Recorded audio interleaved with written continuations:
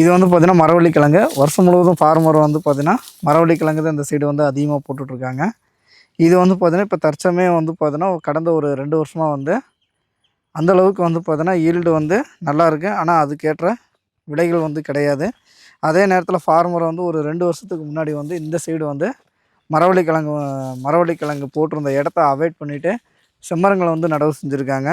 இது முழுக்க முழுக்க வந்து பார்த்திங்கன்னா மரவள்ளியை கம்பேர் பண்ணுறப்ப இது வந்து பார்த்திங்கன்னா ஒரு 30% தண்ணியை வச்சு வந்து ஃபுல்லாகவே வந்து பார்த்திங்கன்னா செம்மரங்களை வந்து பயிரிட்டாங்க. பயிரிட்டு வந்து பார்த்திங்கன்னா இன்றைக்கி கடந்த ஒரு 6 மாதம் 8 மாதமாக வந்து ஃபுல்லாகவே வந்து பார்த்திங்கன்னா மானாவாரி பயிராகவே வந்து வளர்த்து கொண்டு வந்துட்ருக்காங்க. இந்த வளர்த்து கொண்டு வந்ததில் தான் இவ்வளோ தூரம் வந்து நல்லா வந்து வளர்ச்சி அடைஞ்சிருக்கு. இது வந்து பார்த்திங்கன்னா இன்னும் ஒரு 18 வருஷத்தில் வந்து அறுவடை வந்து பண்ணிடலாம்.